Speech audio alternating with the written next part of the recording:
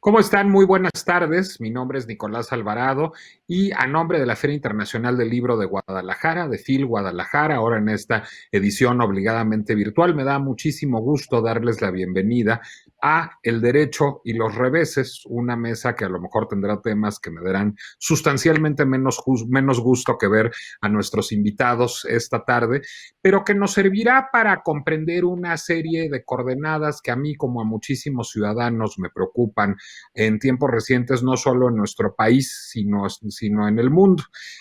Comenzaré por hacer una confesión. Yo aquí, como en tantos otros lugares, soy un colado, soy un comunicólogo en tierra de abogados y me arrepiento enormemente porque mi padre quería que estudiara yo derecho y yo no le hice caso. Y parecería una decisión pues muy sagaz a lo mejor, porque vivimos en el mundo de los comunicólogos, en el mundo de la comunicación, de las redes sociales, de lo simbólico, de lo propagandístico, de lo que todo el tiempo, digamos, pretendemos que apele a las emociones. Y por desgracia vivimos en un mundo que cada vez está más lejos de los valores de lo jurídico.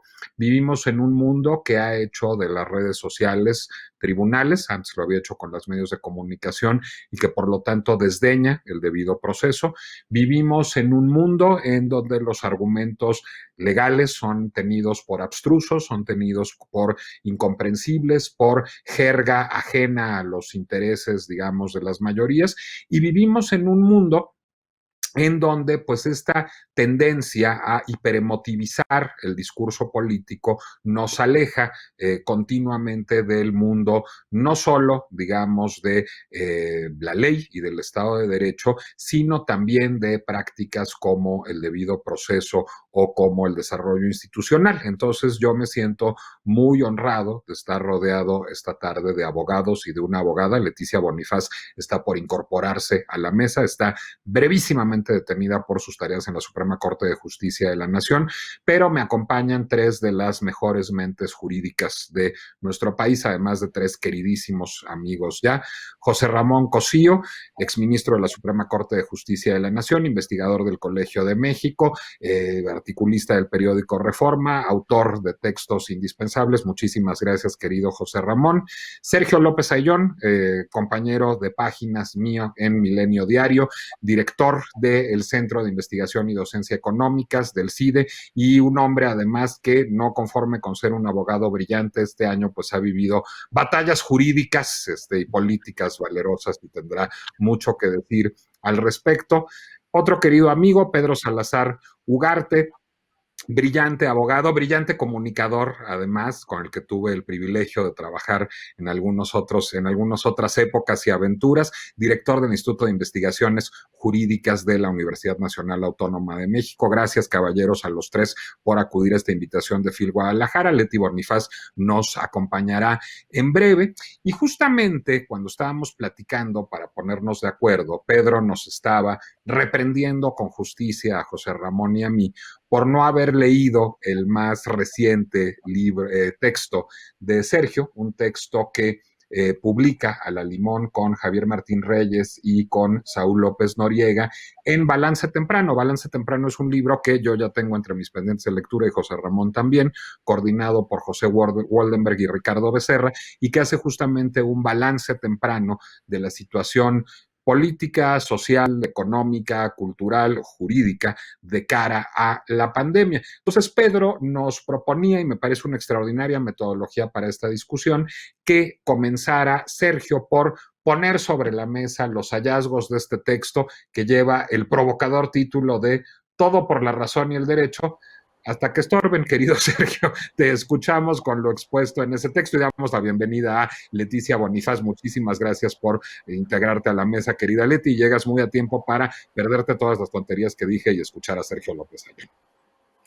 Gracias, Nicolás, y gracias a la FIL por esta invitación. Saludo a mis queridos amigos y colegas en este panel que seguramente será muy interesante. A ver, creo que las mañaneras todas las conferencias matutinas del presidente son un buen lugar para observar la compleja relación que tiene el presidente López Obrador con el derecho. Y déjame solo como ejemplo proponer la que tuvo el 14 de mayo de 2020. En esa conferencia, el presidente dijo 3 cosas sobre la Guardia Nacional. Primero, que el mando de esta corporación debería estar adscrito a las Fuerzas Armadas. Segundo, que debía existir una relación de coordinación, subrayo coordinación, entre las autoridades civiles y militares. Y tercero, que dicha coordinación debía realizarse a través de un consejo. Estas 3 afirmaciones están bien, pero tienen un pequeño problema. Son abiertamente inconstitucionales. Me explico. Las 3 características que dijo deseable el presidente son diversas a aquellas que aprobó el constituyente permanente en la reforma en materia de Guardia Nacional. La iniciativa o las ideas que propone el presidente responden más a su imaginario, a lo que él piensa que debe ser, pero se alejan notablemente de aquello que la Constitución establece. El caso de la Guardia Nacional es solo un ejemplo de la muy complicada relación que tiene esta administración con la Constitución. Cierto, es un presidente que llega a las urnas por el voto y que propone una cuarta transformación, una transformación radical del país y que incluso si la analizamos conceptualmente implicaría prácticamente la promesa de una nueva Constitución. Sin embargo, al principio de su mandato, el presidente prometió no realizar reformas constitucionales, por lo menos por 3 años, y promete una ruta, digamos, a través del derecho y de las instituciones, que en la práctica se va revelando como una práctica en la que él, su voluntad digamos, de transformar la realidad, se concreta en actos que a veces carecen del más mínimo sustento constitucional y legal.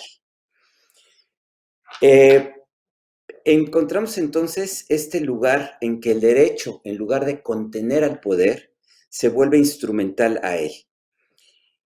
Este postulado en que en caso de duda entre la justicia y el derecho debe preferirse la primera, sintetiza esta premisa que socava paradójicamente las bases del Estado de Derecho tradicional. Pero más que especular, déjenme poner algunos hechos, algunos elementos objetivos que puedan servir de marco a esta discusión. ¿Qué ha pasado en materia constitucional? Como comentaba previamente, el presidente en un principio sugirió que no iba a haber reformas constitucionales. Sin embargo, en la práctica hemos tenido una actividad importante en materia constitucional. Se han realizado reformas en materia de extinción de dominio, de Guardia Nacional, de prisión preventiva oficiosa, en materia educativa, en materia de revocación de mandato y de consulta popular, en reforma de paridad de género, en materia de pueblos y comunidades afroamericanas, en materia de condenación y exención de impuestos, en materia de programas sociales. No es poco. Estamos hablando de cerca de 28 artículos constitucionales. 36 modificaciones a artículos constitucionales, para ser preciso. Si lo comparamos con otros sexenios, a lo mejor no es radicalmente distinto, pero hay una dinámica muy importante de cambio constitucional. ¿Cómo podemos hacer un balance muy rápido, muy sintético? Bueno, podríamos agrupar estas reformas. Hay algunas que avanzan en materia de derechos humanos, varias de ellas. Sin embargo, esto no va seguido necesariamente de mayores presupuestos para estas reformas. La renovación institucional, por ejemplo, la desaparición del Instituto Nacional de Evaluación Educativa o la Guardia Nacional, que desaparece la Policía Federal para dar lugar a un nuevo cuerpo.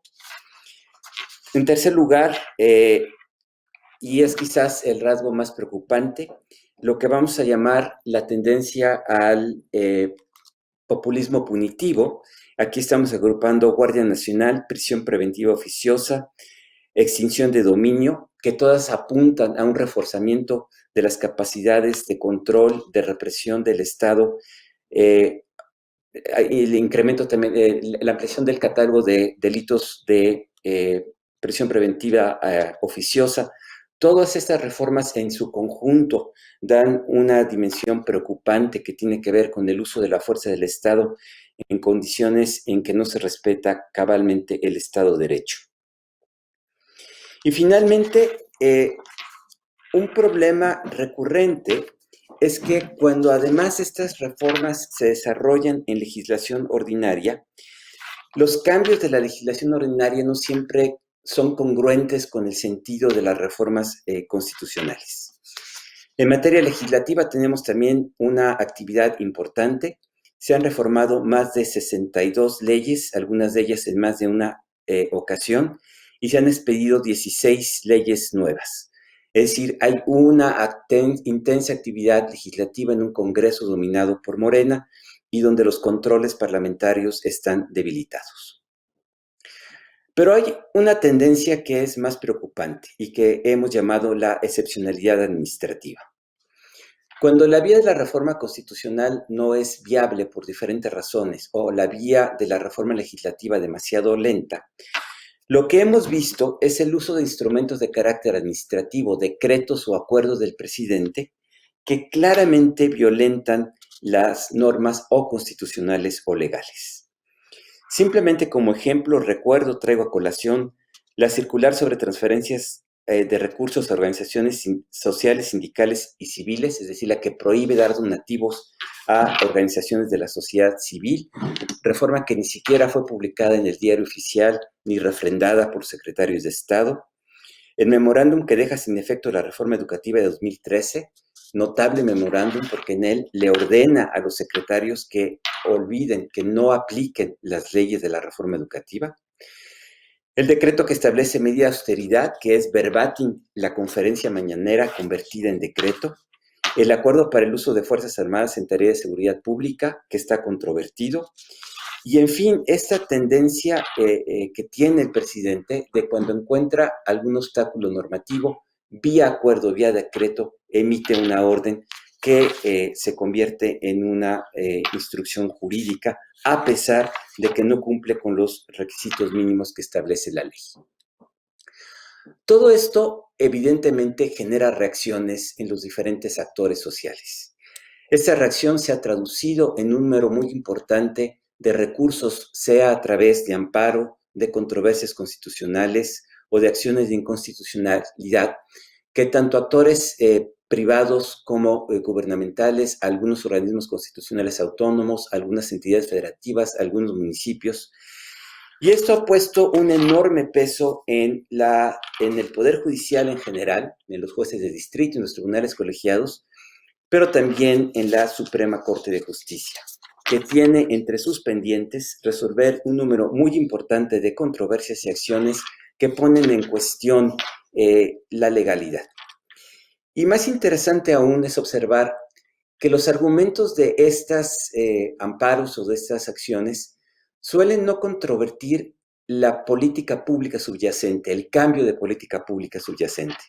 Suelen poner en entredicho la legalidad básica, los principios fundamentales de jerarquía normativa, de principio de reserva de ley o de congruencia con la norma constitucional. Es decir, estos acuerdos tienen serios problemas de legalidad que sobrecargan, digamos, la capacidad que tiene el Poder Judicial y lo ponen en una situación muy compleja, porque siendo el poder e intérprete último de la Constitución, tiene que resolver. Y que, por cierto, la Corte ha eludido en muchos casos estas decisiones que ya llevan un buen tiempo en espera de poder ser discutidas en el Pleno o en las salas y van generando una tensión acumulada en el sistema jurídico. Estamos en síntesis ya para concluir esta larga intervención. En este mundo donde, insisto, parece que el derecho, en lugar de contener y de encauzar, se vuelve instrumental al poder. Y donde hay una voluntad de transformación que, sin embargo, no sigue la ruta que le marca el Estado de Derecho y los principios. Parece haber una tensión, una fuerte tensión, no solo que observamos en México, sino en otros países, y que da pie a importantes reflexiones que seguramente seguirán mis colegas en este debate. Muchas gracias.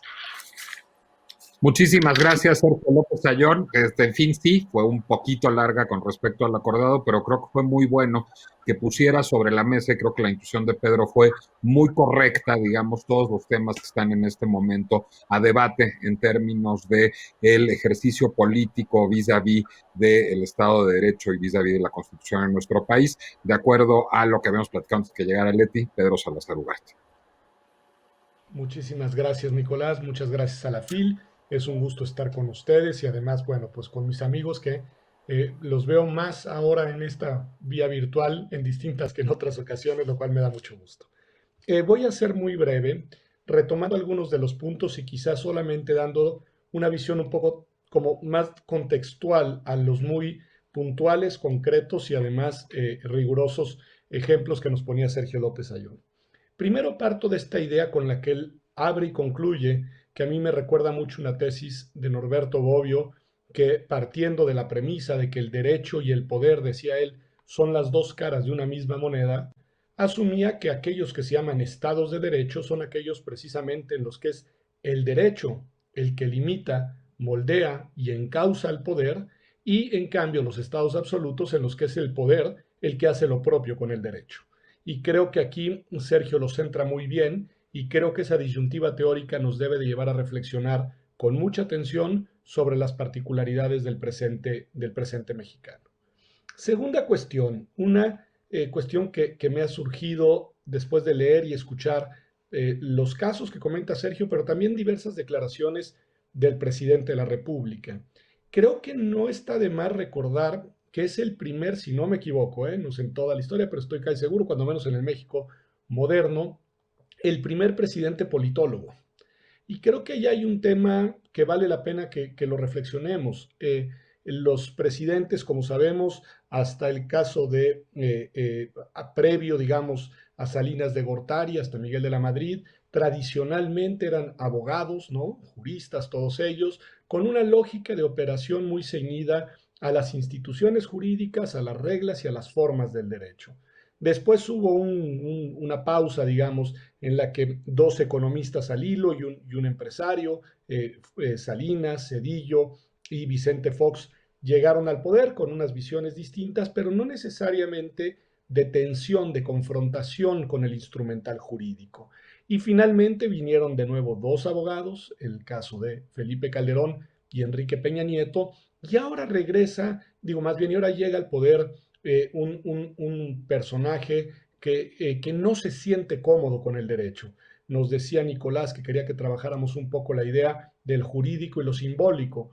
Bueno, en lo simbólico de lo jurídico para el gobierno y para el presidente, el derecho es un estorbo, el derecho es un obstáculo. Las formas jurídicas retrasan la implementación de las decisiones políticas y dificultan el despliegue de la agenda presidencial. No lo digo yo, lo ha dicho el propio presidente, ya recordaba Sergio López Ayón en repetidas ocasiones, en las cuales propone escindir lo que él llama la justicia del derecho y darle prioridad a la justicia, que puede tener cualquier contenido, que puede tener cualquier derrotero, que puede confundirse muy fácil con razones políticas, pero bueno, eso que llama la justicia lo quiere escindir, dejando al instrumental jurídico de lado y de alguna manera prescindiendo de él. En su discurso, cuando hay tensión entre lo que él llama la justicia y el derecho, hay que darle prioridad a la justicia con todo lo que ello supone. También ha dicho el presidente, pienso ahora en el contexto de la discusión de la famosa consulta para el tema de los juicios a los expresidentes y todo lo que vimos, él una y otra vez dijo, tenemos que recordar que no todo es derecho. También hay otras razones, otros motivos y otros motores que no son los jurídicos y los procedimientos jurídicos no necesariamente son la mejor ruta para obtener lo que se desea. Creo que un muy buen ejemplo de esto, documentado, público, no hago nada que no hayamos podido leer todos en los periódicos, no refiero a nada que no sea publicado, las razones por las cuales el doctor Jaime Cárdenas Gracia presenta su renuncia a este instituto llamado el Instituto para Devolver al Pueblo lo Robado. Y lo que Jaime Cárdenas dice abiertamente es, al presidente no le gustaba que yo fuera abogado, al presidente le resultaba incómodo que yo pusiera objeciones de carácter procesal para la implementación de ciertas decisiones y básicamente pues no podía yo continuar siendo abogado, sabiendo la importancia de los rigores del derecho, pues estando en esa posición. Creo que es un dato que no es menor porque es un dato que quedará ahí registrado para la historia de la relación entre este gobierno y el derecho. Otro ejemplo que recordaba, no sé si lo tendrán en mente, cuando realizan el nombramiento de aquellos integrantes de la CENER, de la comisionados de la CENER, y en algún momento le regresan una terna al presidente y vuelve a enviar exactamente la misma, y en su declaración pública dice, pues dicen que lo que no está prohibido está permitido y pues por eso yo la pude enviar. Lo cual acá, para los que somos abogados, pero también para los que no lo son, es la inversión radical de lo que se llama principio de legalidad, que para el caso de los funcionarios públicos dice exactamente lo contrario, es decir, que los funcionarios públicos, las funcionarias públicas, solo pueden realizar aquellos actos para los que se encuentran expresamente facultados. Y somos nosotros, los ciudadanos de a pie, a los que nos aplica el principio contrario de que lo que no está prohibido está permitido. Pero esto, en fin, para mostrar cómo mira a los principios del derecho, al instrumental jurídico, a las reglas, a los procedimientos normativos. Dos cuestiones muy breves para concluir. Una, el presidente y su gobierno han dicho que lo que quieren es emprender esto que llama la cuarta transformación y algunos de los intelectuales afines al gobierno han hablado de que lo que quieren hacer es, digamos, conformar una nueva hegemonía, ellos llaman una hegemonía buena para poder emprender esta transformación nacional. Más allá de la discusión política sobre los méritos, defectos, particularidades de ese proyecto hegemónico, lo interesante creo es subrayar que si lo que se pretende es una nueva hegemonía para una gran transformación en tan solo 4 años que le restan al gobierno, pues es previsible que el derecho y las instituciones jurídicas, incluyendo las jurisdiccionales, pues sean vistas como un impedimento, como un obstáculo, vuelvo a decirlo, para poder desplegar este proyecto político y de ahí también la tensión tan fuerte y la objeción tan constante a observar y a ceñirse a los rigores jurídicos por parte del gobierno.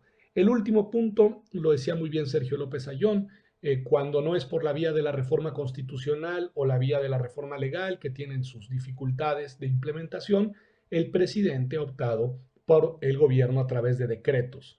Y yo solamente advertir que esa no es una excepcionalidad mexicana, sino que es una constante con gobiernos similares en otras regiones, pienso en la región latinoamericana, y a mí me recuerda en eso y en muchas cosas más, y con esto concluyo, al kirchnerismo en Argentina, tanto con Néstor como Cristina, y a su muy difícil relación también con el derecho de aquel país y su tendencia y tentación a gobernar a través precisamente de decretos.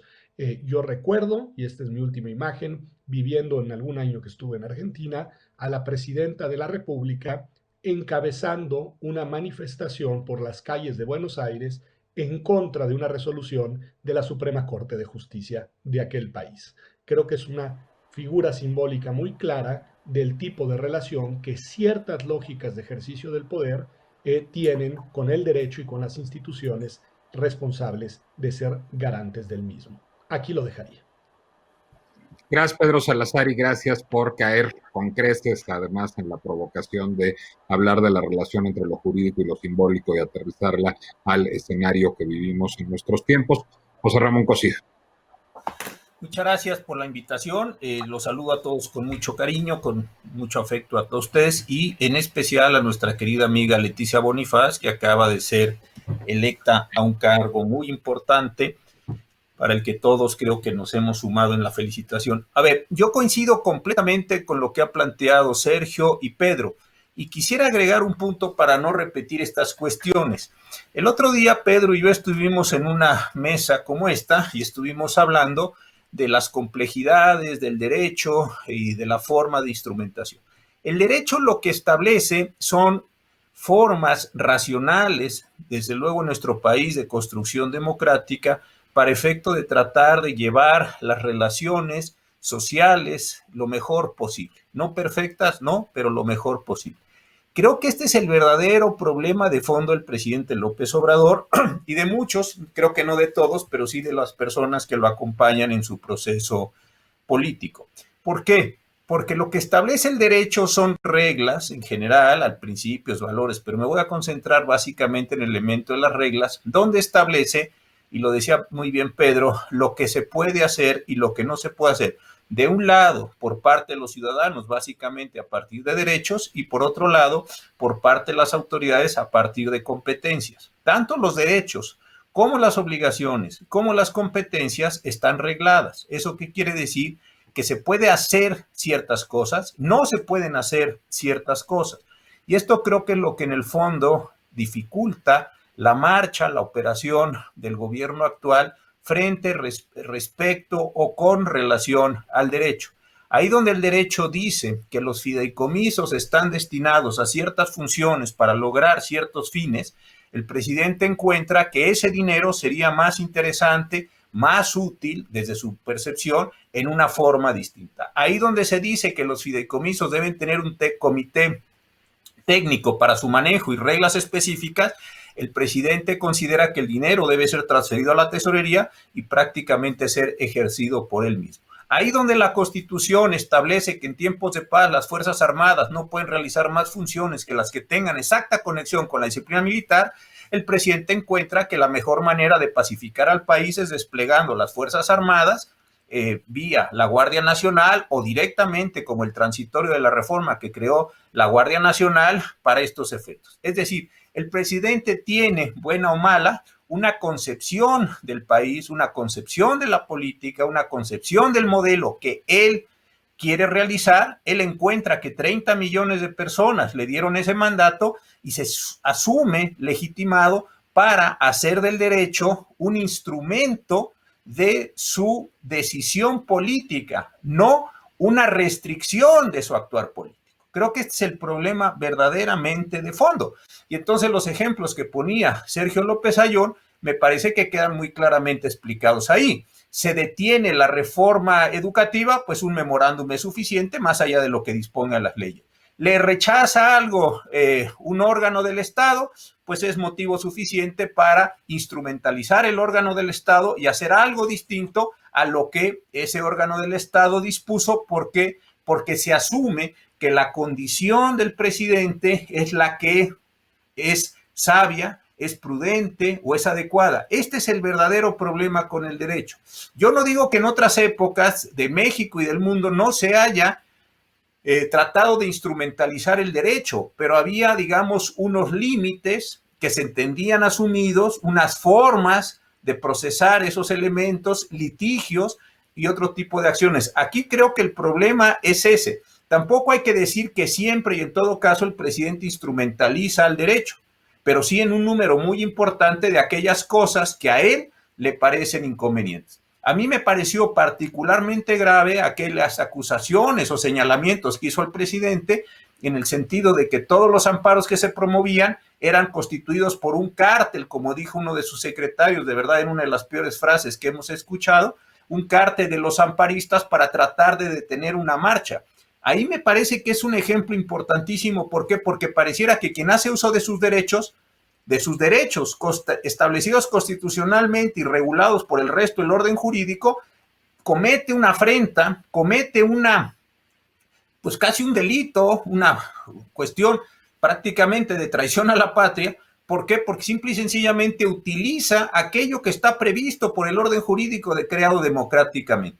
Me parece que esta es la tensión y desafortunadamente veo que esta tensión va creciendo a efectos de no generar o no asumir que el orden jurídico que le permitió la llegada al poder es el mismo orden jurídico que regula las condiciones de ejercicio del poder público.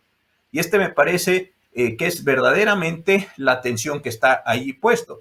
Entonces no es tanto, como dice la charla, una relación entre derechos y reveses, como si estuviéramos en un partido, sino es la concepción general del derecho como una manera en la que no es tan relevante cómo se está construyendo todo las relaciones sociales, las relaciones públicas privadas, los espacios de discusión, etcétera, sino el derecho, como decía aquel viejo libro de Novoa Monreal, un asesor del presidente Allende, que estaba publicado en la editorial Siglo XXI hace muchos años, el derecho como un obstáculo al cambio social que hay que someter, hay que destruir, hay que rebasar, hay que pasar por encima, así cualquiera de las imágenes que nos pueda decir. ¿Por qué? Porque el derecho no puede ser, desde esta lógica, un elemento de contención, un elemento de regulación. ¿Por qué? Porque todo eso impide el deseo, la imagen, el proyecto que se está generando y que se asume como correcto. Sin embargo, ¿qué sucede? Y con esto voy a terminar. Cuando ese derecho ha sido construido democráticamente, muchas de las reformas que hoy en día molestan son o están establecidas por el propio proceso de la 4T, pensemos simple y sencillamente en el tema de la consulta popular o la revocación de mandato, que tienen fechas precisas creadas ya en esta legislatura que nadie podría dudar, ni siquiera quienes están tratando de instrumentalizar el derecho, que tiene una legitimidad. Este me parece que es el verdadero problema, más allá de las cosas puntuales, por lo demás muy correctamente identificadas, que se están presentando en este caso. Y me parece que en la medida en que las cosas se puedan complicar, por razones desafortunadamente de la pandemia, por razones económicas, por la posibilidad, no sé si eso va a acontecer o no, del cambio de las relaciones con los Estados Unidos, por las dificultades económicas, etcétera, podemos ver o podemos prever que se van a tensar todavía más las cosas por la necesidad de instrumentalizar al derecho, es decir, para no considerar al derecho como un límite, sino considerar al derecho en la interpretación peculiar que se está haciendo del mismo como un instrumento que potencia aquello que se quiere potenciar, y entonces sí resulta útil y resulta favorable, y como una limitante que hay que destruir en aquello pues que no resulte útil y que resulte lamentable o que resulte un obstáculo para estas mismas condiciones. Creo que este es el problema de fondo que estamos viviendo y que podemos vivir en otros estados nacionales en el tiempo histórico que nos ha tocado vivir. Muchísimas gracias, José Ramón. Me interesa además, a partir de la serie de provocaciones que has lanzado en tu intervención, es decir, de esta concepción del derecho como un obstáculo al ejercicio del poder, escuchar la opinión de Leti, porque Leti, teniendo una trayectoria académica tan sólida y tan rica como la de ustedes, y teniendo experiencia como tú, José Ramón, en el Poder Judicial, Leti además tiene experiencia en el Poder Ejecutivo, en la administración pública, en el Poder Ejecutivo, en distintos niveles de gobierno. Entonces, pues será muy enriquecedor lo que tengas que comentarnos, Leticia Bonifaz. Adelante, por favor. Muchas gracias, pues saludo a mis queridos amigos y efectivamente nos estamos viendo más seguido aquí cuadriculados. Bueno, ya dijeron varias cosas que me parecen muy relevantes, y esto que decía José Ramón, yo lo quiero resaltar. El derecho se ha usado como instrumento en otras administraciones y no es exclusivo de que se tenga la tentación de emplearlo. Ahorita recordé en una reunión en la Secretaría todavía de Comercio, no de Economía, cuando nos dijeron, bueno, qué bueno que ya llegaron los abogados que van a remover los escollos constitucionales. Yo me quedé durante muchos años pensando en la palabra escollo y escollo constitucional, porque a veces la Constitución pareciera que tiene eso, grandes piedras y que no se pueden mover. Y también pensé en el regreso que hizo Pedro de la profesión que han tenido los presidentes de la República, y cómo el libro de Sergio López Ayllón, justamente, bueno, uno de los libros, señala específicamente cómo Ruiz Cortines, al no ser abogado, fue muy respetuoso de la ley. Entonces, yo sí quiero rescatar, de acuerdo a la experiencia que me dice Nicolás, la importancia y la trascendencia de la consejería jurídica, para que no todo caiga en una persona que no necesariamente tiene que tener la formación jurídica. Y aquí me remonto a Miguel de la Madrid, que es algo que más o menos viví de cerca. El asesor jurídico de don Miguel de la Madrid era don José Sáenz Arroyo, y don José Sáenz Arroyo había sido jefe de la Madrid en el Banco de México, y don José le podía decir al presidente no se puede. le podía explicar y dar las razones. Estaban hablando dos abogados, pero era alguien al que el presidente le guardaba respeto y sentía que era una opinión que había que seguir. Casi las intervenciones anteriores se centraron mucho más en el derecho constitucional que en el derecho administrativo, y yo quisiera irme un poquito más allá, claro, partiendo de la Constitución, en donde creo yo que se está dando parte del problema que estamos viviendo. Y creo, bueno, se jura guardar y hacer guardar la Constitución, y uno de los problemas principales, creo yo, es que hay artículos de la Constitución que deberían ser clave para fijar el rumbo de las políticas públicas que no se están tomando en cuenta. Entre otros, es algo que también nació en la época de Miguel de la Madrid y podría decirse que entonces es algo tecnocrático, pero útil, en el sentido de decir, hay un sistema nacional de planeación democrática, y si tú haces un plan nacional de desarrollo e integras hacia dónde va a ir toda tu administración pública, a ese plan nacional de desarrollo se le va sumando todo lo que tiene que ver con la presupuestación, con el ejercicio del gasto y con luego la rendición de cuentas. Para mí es este eje el que está perdido y que se tendría que recuperar, porque el Plan Nacional de Desarrollo necesariamente es un eje articulador de todos los programas, de todas las dependencias e incluso organismos descentralizados para saber hacia dónde y que hay un rumbo.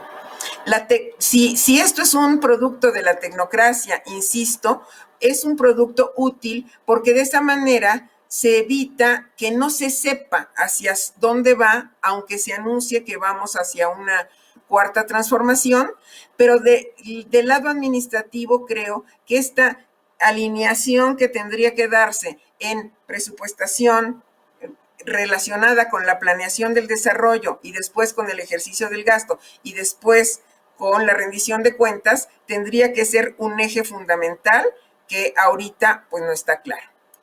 Por el otro lado, quiero decirles que me pareció muy importante este recuento de las reformas que hace Sergio, porque yo creo que hay que ver que algunas reformas han sido muy importantes y muy positivas. En especial creo que llevar a rango constitucional el reconocimiento de las personas afrodescendientes, afromexicanas, es algo muy importante y creo que es una reforma a la que todavía no se le ha dado desde el punto de vista de los derechos humanos y del reconocimiento de la pluriculturalidad mexicana una relevancia que realmente tiene. Por el otro lado, ha habido otras dos reformas que desde la perspectiva de género para mí resultan muy importantes, que son justo la de la paridad que se está discutiendo y la de la violencia política en razón de género. Esto sumado a la ley Olimpia en relación a los abusos en materia de que tiene que ver con el mal uso del Internet y estas cuestiones. Entonces, yo considero que hay cuestiones que están por allí. Es curioso que José Ramón pensó en derecho y revés en el tenis y yo pensé el derecho y revés en el tejido. No sé si eso también es perspectiva de género, de ir dando derechos y reveses, pero vas haciendo un entramado que no todo el entramado tiene que ver con una decisión unipersonal, porque yo lo que estoy viendo es que el Poder Legislativo también ha abonado con estas leyes a las que ahorita hice referencia algunas cuestiones que pueden resultar positivas.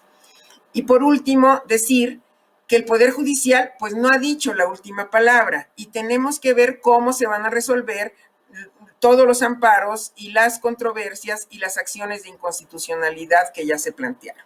Sí quiero decir que en los últimos años la Comisión Nacional de Derechos Humanos fue un factor muy importante para promover acciones de inconstitucionalidad y que ahorita esa pieza no está cumpliendo con esa función de detectar qué cuestiones tienen algún vicio de inconstitucionalidad para ir hacia la Corte. Entonces, como siempre, con el optimismo que no quiero abandonar, yo les quiero decir que no veo totalmente oscuro el panorama, porque falta por pronunciarse el Poder Judicial, porque hay algunos contrapesos que siguen existiendo, incluso desde los órganos autónomos, y mi mayor preocupación es más bien la falta de importancia que se le está dando en la Constitución a los artículos básicamente 26 que tienen que ver con la planeación y con todo lo demás, que desde el punto de vista administrativo me parece muy relevante. Muchísimas gracias, Leticia Bonifaz. Yo voy a hacer una confesión. Yo bauticé la mesa. Y sí estaba yo pensando en tejido cuando bauticé la mesa, no estaba yo pensando en tenis, o sea que no es de género, porque además yo no sé tejer en tenis. Pero les voy a decir un poco cómo lo pensaba y me parece que hizo una provocación interesante ahí Leticia Bonifaz. En efecto, lo que vemos los ciudadanos, los que no somos abogados como ustedes, es al derecho, es el Estado de Derecho, es el debido proceso enfrentado a múltiples reveses, a reveses políticos, a reveses mercadológicos, es decir, simbólicos. Hay un problema, digamos, yo que de eso sí le sé un poquito, el derecho tiene un problema mercadológico de toda la vida, es decir, frente a la retórica de lo simbólico, frente a la retórica de la justicia de la que hablaba Pedro, pues el derecho parece poco sexy. Y eso creo que es un problema de educación. Creo que la educación es uno de los reveses que enfrenta el derecho. Creo que el discurso político es otro de los reveses que enfrenta el derecho. Entonces, para no perder el optimismo, como Leticia Bonifaz, mi provocación, y es solo una provocación porque llevo 20 años viniendo a la FIL para saber que en las segundas rondas todo el mundo habla de lo que le da la gana, pero como provocación para que la incorporen si les interesa, y a mí me interesa mucho y creo que a quienes nos estén viendo también, es qué mecanismos tenemos justamente para acotar estos embates, estos reveses que sufre el derecho. ¿Son suficientes los mecanismos constitucionales, por una parte? ¿Es suficiente el diseño institucional del Estado mexicano? ¿Es suficiente, y ahí creo que me voy a contestar solito, voy a decir que no, la acción tanto del sistema educativo como de la cultura toda para, digamos, prestigiar el Estado de Derecho y para prestigiar el ámbito de lo jurídico? Es decir, ¿qué podemos hacer como sociedad? Y la pregunta es para los ciudadanos, para los académicos, para el Poder Judicial, para el Poder Ejecutivo, para el Poder Legislativo, para lograr, digamos, parar tantos reveses que sufre el derecho. Y diré, no solo en el México de nuestros tiempos, porque creo, y lo he dicho ya, ahora que nos vemos todos cuadriculados tan seguido, en algún otro espacio creo que se los he comentado, es un fenómeno global, y creo que es un fenómeno global, digamos, previo a la revolución digital, pero poderosísimamente exacerbado por ella. Entonces, ¿qué herramientas tenemos para paliar los tantos reveses que sufre el derecho y para que no se nos desteja el país de entrada? Sergio López Ayala. Voy a tratar de ser muy breve para responder a tu provocación. Lo que hay que entender, creo, Nicolás, es que en realidad hay varios paradigmas de cultura jurídica. En el extremo, un paradigma autoritario donde el derecho es la voz del líder, del carismático, del presidente, en ese extremo. Y luego, en otro extremo, tienes la construcción mucho más, digamos, occidental, que ve en las formas jurídicas los controles del poder. Por eso decimos con frecuencia que en el derecho la forma es tan importante como el fondo, porque la legitimidad de una sentencia es que se haya seguido el proceso. La legitimidad de una ley es que se haya seguido el procedimiento legislativo adecuado. La legitimidad de una decisión administrativa es que se haya hecho conforme a las facultades que tiene ese funcionario. El embate que estamos viendo es contra este segundo paradigma, uno que le da mayor peso. Esto no es blanco y negro, esto es un continuo, un conjunto de grises, en que estamos regresando al modelo del derecho que es la palabra del presidente, de la autoridad, del líder carismático. Y mi mejor ejemplo es este acuerdo de austeridad que reproduce en el diario oficial verbatim las palabras que dio el presidente en esa conferencia mañanera. Los fideicomisos también claramente es otro ejemplo, es una decisión presidencial que se traduce en una decisión legislativa. Lo que tenemos que preservar es justamente ese entramado institucional que reconduce que el derecho a la vez es un producto del poder, pero está construido para limitar, para contrapesar, para limitar el ejercicio del poder. Ese es el valor fundamental que tenemos que estar protegiendo. Y dejaré que mis colegas hablen un poco más de las instituciones. Yo todavía confío que el entramado que construimos con muchas dificultades y nunca perfecto, todavía va a soportar, digamos, este embate y que va a ser a partir de mucha persuasión y de mucho trabajo de educación y de mucho trabajo de diálogo público que podemos volver a decir por qué es importante, porque contiene al poder. Y sabemos por experiencia histórica que el poder que no se contiene es un poder que se desboca. Ese es el gran reto que tenemos que hacer y que dentro de los límites democráticos y de contrapesos, el presidente tiene un gran margen de acción para poder desplegar sus políticas públicas, si las hace dentro de ese marco. Lo que nos preocupa es cuando ese marco explota y se vuelve, digamos, utilitario. Y ya con esto acabo. Por eso nos preocupan las formas de, digamos, de populismo punitivo, ¿sí? Porque lo que está haciendo es generar un escenario donde casi cualquier delito puede ser objeto de prisión preventiva, de confiscación o ¿cómo se llama? Las cuentas que te congela. ¿Extinción de dominio? Después de extinción de dominio, ¿sí? Y se vuelve un problema porque entonces otra vez estás dándole al Estado un poder de ejercicio de la fuerza coactiva que no tiene un contrapeso. Eso es lo que diría yo para responder y dejar que mis colegas completen muchas ideas importantes seguramente. Gracias, Sergio. A mí siempre oír hablar bien de nuestro entramado institucional me da paz. Sin embargo, antes de pasar la palabra a Pedro, voy a recordar nuestro último encuentro presencial, Pedro, cuando yo te hacía una entrevista sobre el Sistema Nacional de Anticorrupción y hablabas muy brillantemente, y lo pongo a guisa de ejemplo nada más, de su extraordinario diseño y su falta de dientes. Es un caso aislado, digamos, todavía no había habido un cambio de régimen cuando tuvimos esa conversación tú y yo, estábamos esperanzados en que en la siguiente legislatura pudiera tener, digamos, mayores dientes, se pudieran perfeccionar los mecanismos del Sistema Nacional Anticorrupción. Eso no ha sucedido, pero lo pongo simplemente a guisa de ejemplo para decir, si, digamos, el entramado institucional es suficiente para preservar el Estado de Derecho en nuestro país. No, yo creo que tienes razón en tu observación crítica y creo que lo dice también Sergio. El entramado institucional es importante. La construcción de instituciones que hemos logrado hacer a lo largo de las últimas décadas creo que nos han permitido incluso en distintos momentos afirmar el tránsito hacia una democracia constitucional, incipiente y frágil, pero funcional en el país. Y creo que en ese sentido, la apuesta que hicimos desde hace décadas es la correcta desde el punto de vista del diseño de las instituciones. No es óptima, hay instituciones que funcionan mejor que otras, hay que revisar el Estatuto de las Autonomías Constitucionales, hay que revisar la articulación y el funcionamiento real del federalismo hoy en México, creo que ahí hay un reto enorme. En fin, las instituciones requieren diseño, supervisión y revisión permanente.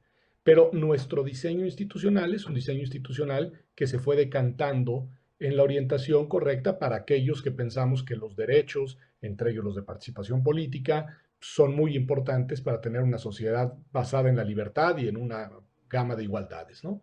Pero yo a la pregunta que tú hacías al inicio, Nicolás, y escuchando a Sergio, yo creo que lo que debemos de hacer en este momento es una muy seria reflexión. De nuevo, pasa por lo cultural, por lo simbólico, que tiene que ver con un llamado a la ética de la responsabilidad. Si las y los funcionarios públicos de las distintas instituciones, de los distintos órdenes de gobierno, cada uno en la función que le corresponde, se aboca a llevar a cabo la tarea que tiene encomendada, tendríamos un Estado que funcionaría mucho mejor de lo que lo está haciendo ahora. Por ejemplo, pienso en las y los legisladores que, aunque pertenezcan a una fuerza mayoritaria, pues tienen una responsabilidad de representación política que deben priorizar. Pienso en las y los titulares de órganos constitucionales autónomos que en una situación de mucha tensión, sin duda, con autoridades del gobierno, de los gobiernos, pues tienen que tomar decisiones que no siempre van a sentar bien a quien está ejerciendo un puesto ejecutivo. Pienso en el Poder Judicial, aquí están Leti y José Ramón, Sergio también conoce mucho el tema, en todos los, digamos, distintos funcionarios judiciales que tienen una responsabilidad importantísima al ejercer su labor de control. En fin, creo que sí, las personas que han asumido una responsabilidad pública actúan con ética de la responsabilidad en la coyuntura actual, vamos a lograr algo que es fundamental para seguir intentando construir una convivencia pacífica y ordenada, que es evitar que el instrumental jurídico se vuelva irrelevante. Porque si el derecho se vuelve un instrumento inútil e irrelevante, se va a complicar inevitablemente mucho más de lo que ya está el día a día de la convivencia cotidiana en el país, porque nunca hay que olvidar que el derecho es un instrumento artificial que nos hemos dado para intentar sortear de manera pacífica la convivencia en sociedades complejas como lo son todas. Gracias, Pedro. Leti y José Ramón, en el orden que quieran, me parece que la respuesta de Pedro los interpela a ambos. Adelante, Leti. No, realmente creo que tal vez es exceso de optimismo pensar que las instituciones están allí y que pueden funcionar. Realmente mi paso por el Poder Judicial, pero ahí José Ramón, pues fueron 15 años en donde él estuvo no solo abriendo brechas, sino dejando una huella realmente muy importante con sus votos particulares y con sus aportaciones. Yo todavía quiero decir lo mismo que dije antes.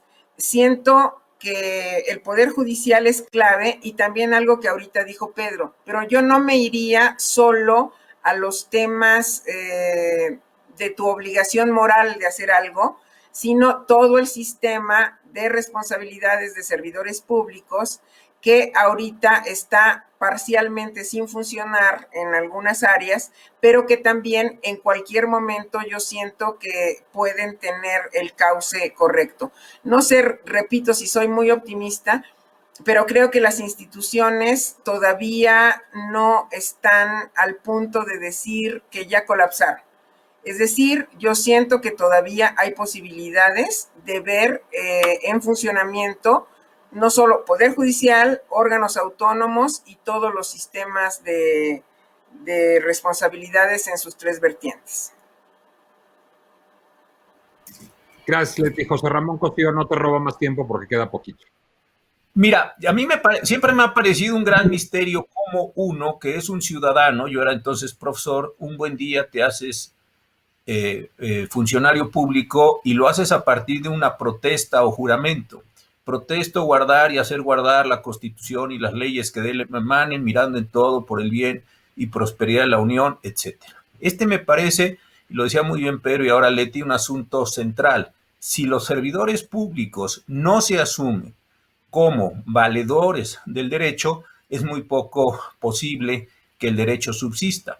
Estos días escuchamos al general, que es el jefe del Estado Mayor Conjunto de los Estados Unidos, decir: yo no estoy subordinado a ninguna persona. Yo protesté guardar la Constitución de los Estados Unidos de Norteamérica y las leyes que de ella emanen, palabras más, palabras menos, y a eso estoy subordinado. No estoy subordinado a una persona, no estoy subordinado a un proyecto político, estoy subordinado a estas normatividades. Y aquí se citó el caso de un amigo de todos nosotros, Jaime Cárdenas, que tomó esa decisión.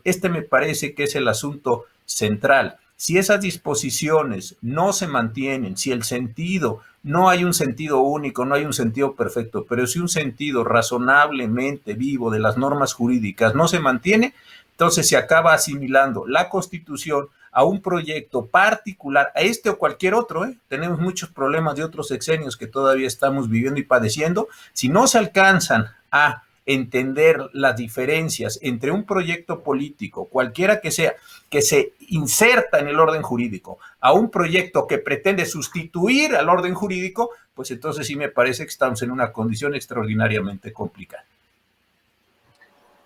Muchísimas gracias a los cuatro. Les voy a decir que es lo único que estoy lamentando de que esta FIL no sea presencial, porque la calidad de la discusión ha sido como cuando lo es, que no nos vamos a ir a poder ir a cenar al alcalde a que les pregunte yo si un sistema parlamentario resolvería esto, pero nos la debemos para el año próximo. Muchísimas gracias, Leticia Bonifaz, José Ramón Cosío, Sergio López Ayón, Pedro Salazar Ugarte. Gracias de veras a ustedes en nombre de FIL Guadalajara, de la Feria Internacional del Libro de Guadalajara, y sigan en la sintonía de este FIL virtual. Ustedes también tienen mucho que escuchar y que ver igual que yo. Gracias, muy buenas tardes. Gracias.